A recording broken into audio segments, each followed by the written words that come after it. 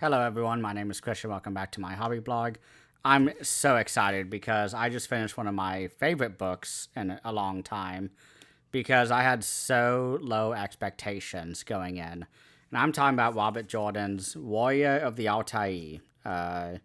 This was a very late published book, although he wrote this back in the mid 70s, not the 1700s. He is not that old, but he is somebody who I feel like no matter what he writes, it is so good because this book in particular, it came out before Wheel of Time. This was before he started the Conan books. This was the book that Harriet, his wife, ended up using as a way to get him the Conan gig. And while he was writing the Conan series, he was making the world of the Wheel of Time and figuring out all of the details of it, figuring out where he wanted to go. And this book in particular, I really, really enjoyed because it's about this guy named Wolfgar who is part of this nomadic barbarian tribe, just like Conan. And he and his clan basically go across the land and they wipe out people, they wipe out villages, they take the riches, and they try to basically succeed and to survive because there's really not that many people a part of the tribe, and we have this magical woman from another world. This book kind of goes sci-fi, which if you've read Wheel of Time, that's another series that does. And reading this book as a fan of the Wheel of Time, I really felt like there was so many Easter eggs and sort of seeds that Robert Jordan was planting in order for him to sort of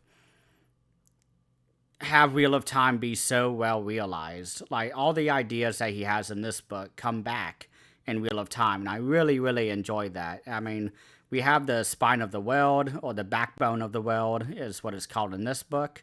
We have a character who is very sort of solemn, non emotional, and very violent, and also very skilled as a fighter. Who I feel like this character in specific has sort of a mix of Lan Mandragoran from Wheel of Time and also the Aiel. And the Altaii, especially, which is the tribe that Wolfgar is part of, really reminds me of the Aiel, who are sort of like an offshoot of the Fremen from the Dune series, is what Robert Jordan used as inspiration.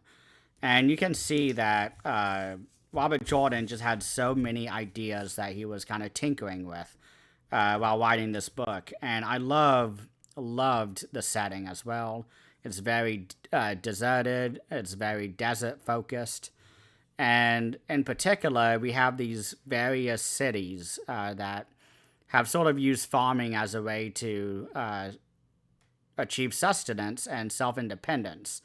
And so the Altaii, as nomads, they're kind of like they look down on these people and cities as sort of weak because they don't use violence as a way to maintain the civilization. And so you have sort of many different characters who keep inviting Wolfgar to these meetings where he's like, "I'm the leader of these people.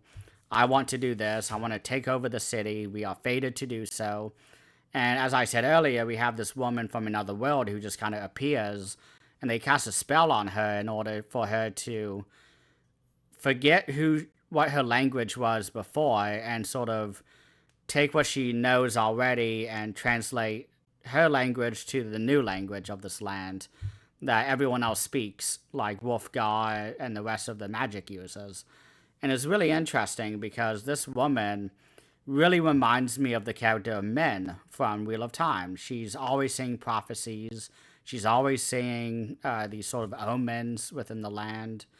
And it's really, really interesting. I really enjoyed it. And we also have these Sisters of Wisdom, they call it, which again, it's another Wheel of Time seed because you have the wisdom and also the sisters within Wheel of Time. The wisdom, of course, is the sort of the lead healer, sort of practicing with Sidai. I don't want to go into spoilers with that, but And then the sisters are, of course, what the Aes Sedai and the rest of the White Tower calls each other in Wheel of Time. So I thought that was really interesting that Robert Jordan had these names pretty much figured out before he started writing The Wheel of Time.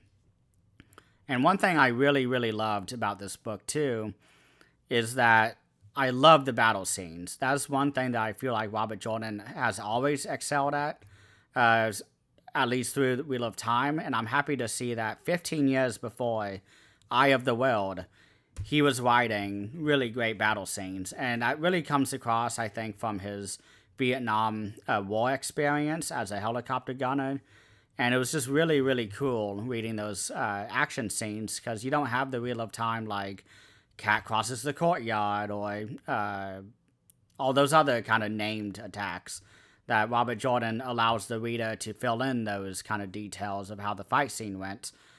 And in this book specifically, he just narrates the battle. He doesn't say any like attacking moves or anything like that. He's always like, then he slashed with his right hand and blocked with his left and, you know, all that kind of stuff. And I really, really kind of enjoyed, even more than Wheel of Time, some of the action scenes in this book because you really felt like it was heightened sort of violence and heightened danger going on for our character because we also have the point of view being first person.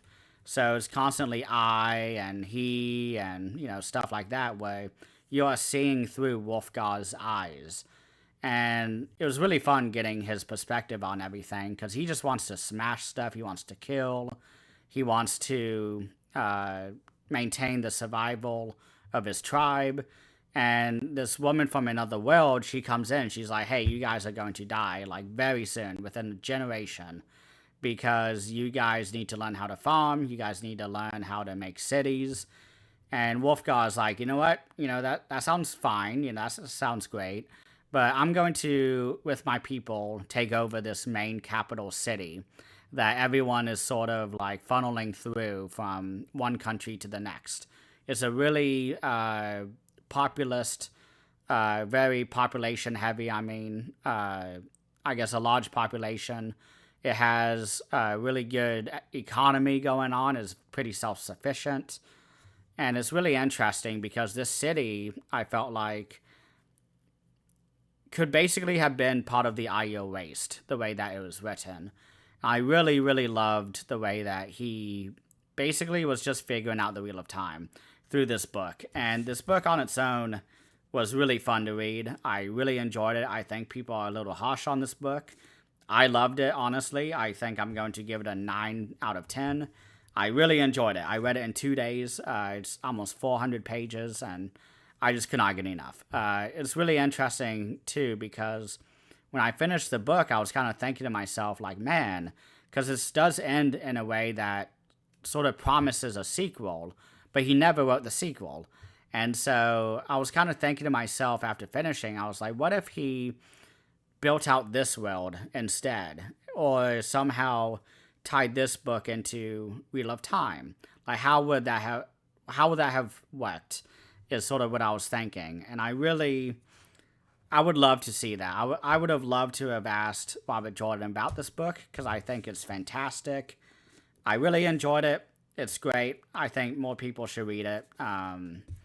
World building is fantastic. Everything that you love about Robert Jordan is in this book. So if you've read Wheel of Time and you've been kind of on the fence about reading this, then I think you should read it. This is absolutely a joy to read.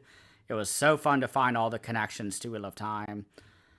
It was just great. So I think that's about all I have to talk about for today. I didn't want to talk about spoilers. It's not really too spoiler heavy. It's not too unpredictable. There's no really big twists, but there is some pretty fun sort of things you can find as a Wheel of Time enjoy. And even if you haven't read Wheel of Time, I think you should read this. This is a great kind of intro to Robert Jordan because his writing style that he has in Wheel of Time is in this book. So if you had a bit of a rough time getting used to his language and the way that he does his prose, then I think this book is the way to go. Wheel of Time is not first person. That's the big difference between this book and Wheel of Time, is that. But I think otherwise it's very similar to Wheel of Time. If you're looking for that extra, I guess if you're looking for that scratch for your itch for Wheel of Time, I think this one will definitely scratch it for you. So that's it for today. Thank you all so much for watching, and please have a great rest of the day.